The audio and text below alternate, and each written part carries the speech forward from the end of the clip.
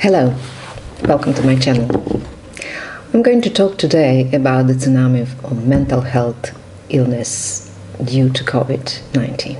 In the beginning of pandemic, people who are practicing some sort of digital mental health actually joined forces to help because there was a surge of requests for online mental health because people were frightened, people were anxious, and sometime after that, some services who are offering digital mental health, like online counseling, online interventions in psychiatry, and that sort of monitoring, actually joined forces to see and describe how situation actually changed. One of the articles, I'm going to link that below, is published in February 2021, but actually it was in revision. I was one of the reviewers for several months because there were many co-authors. There are many people who are providers of digital mental health, like companies who are actually offering some screening online and some psychiatric help online.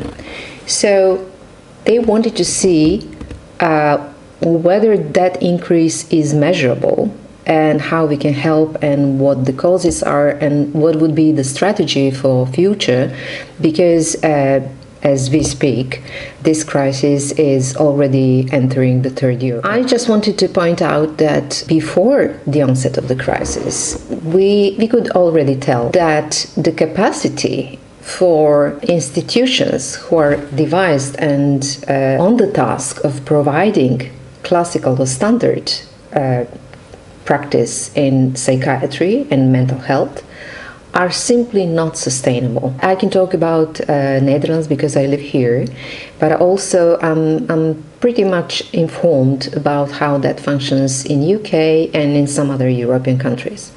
So Becky Ingster, who is the lead author and corresponding author of the paper, describes that just before the onset of pandemic, they had a conference about digital mental health where they exchanged their experiences, try to discern what the trends are, what helps, what doesn't help, what are the problems, how they can improve the level of accessibility, etc. I would give you my take and my understanding of the whole problem. First of all, mental health is still subject of stigma, or social stigma, especially in Netherlands. It is counterintuitive, but when you hear the stories and especially experience of people who are connected, for example, in Psychosenet, for example, disclosing that you have any mental illness or any mental health problems that you're even handling with your therapist is disastrous on your working place. So even researchers who are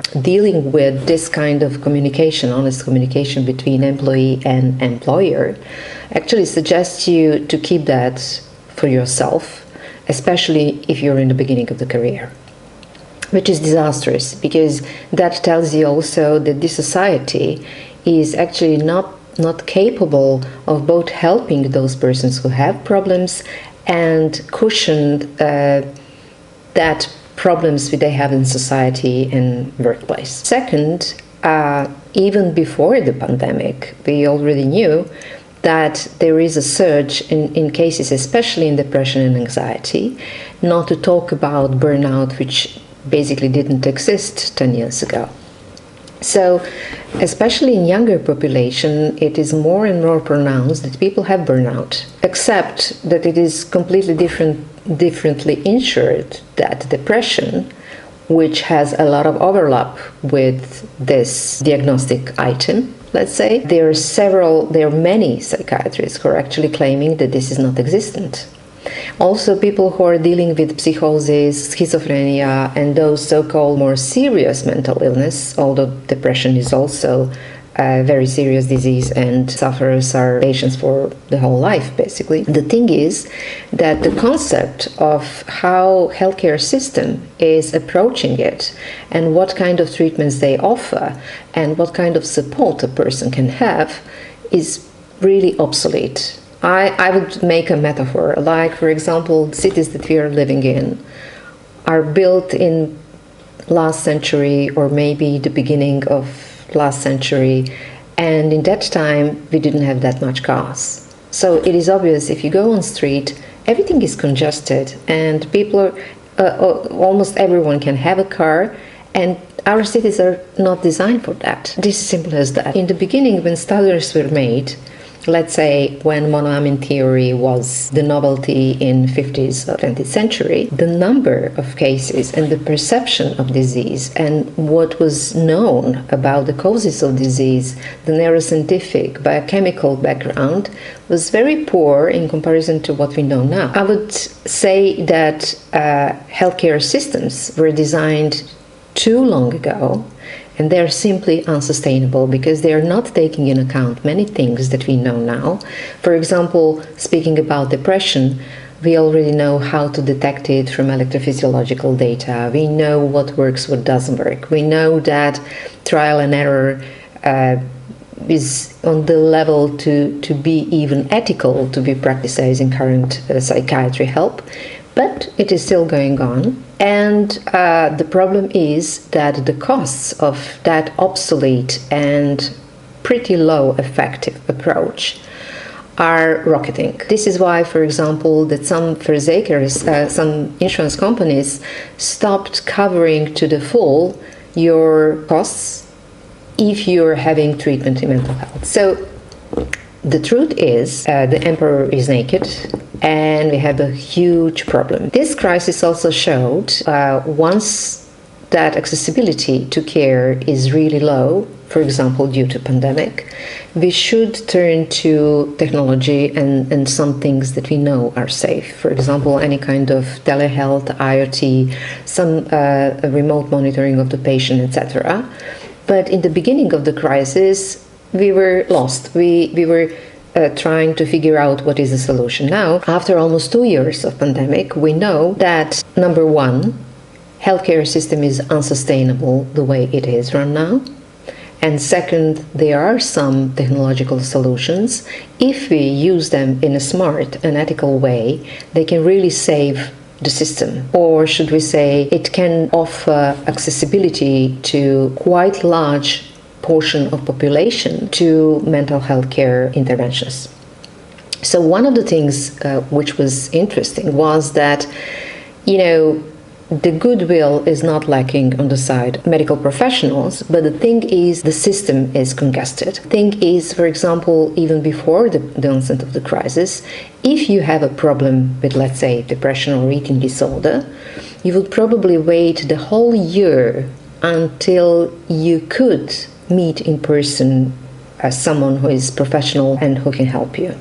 This is unacceptable because especially in young people who are suffering from eating disorders or anxiety or things like that, this is crucial time that they can be helped.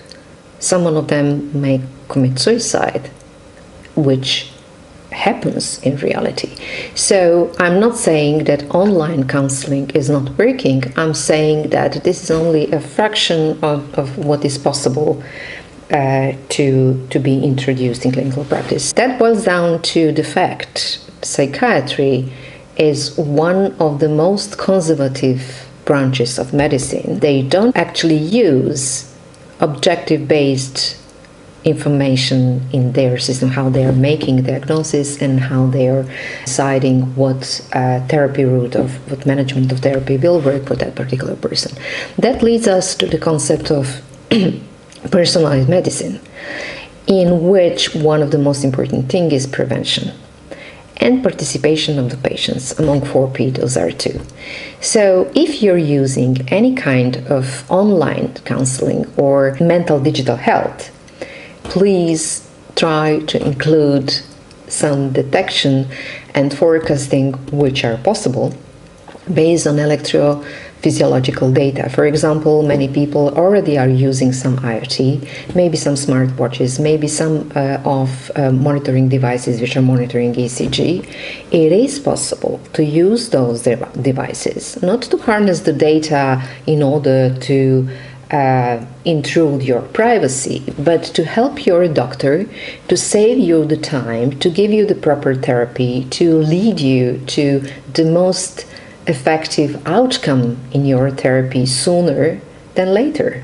Because people who are suffering from depression, for example, especially those who are having recurrent depression, meaning that the disease is coming again and again.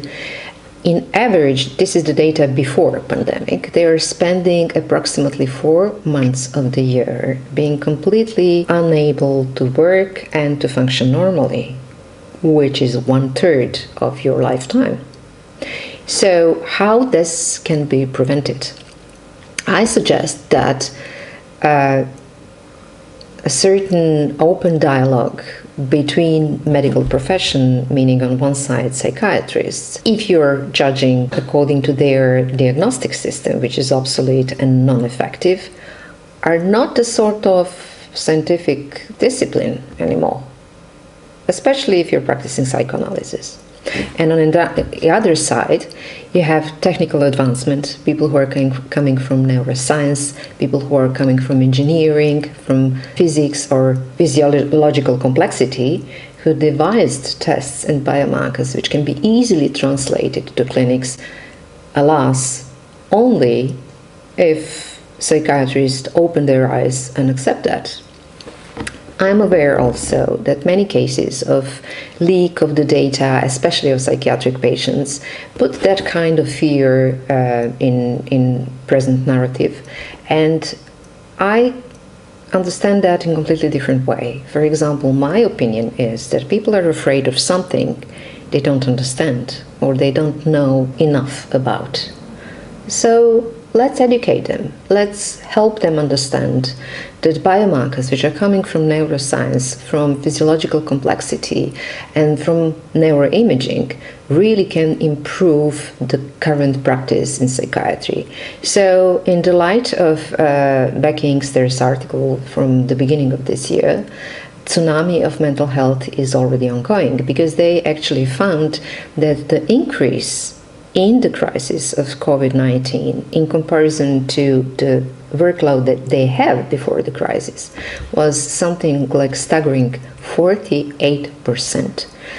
This is for all psychiatric conditions. This is not just depression, but we also know from some other statistics in the US, in UK, and WHO that the surge of numbers, especially in depression and anxiety, rocketed because people are afraid, people became more isolated and lonely, which amplified the symptoms that they might have before the onset of the crisis. I think in light of new framework of regulation of AI in medicine and health, especially in health, and I mean by that mental digital health, we should be cautious, but we should also think whether we have the right to be stubborn and not allow it to be translated to clinical practice.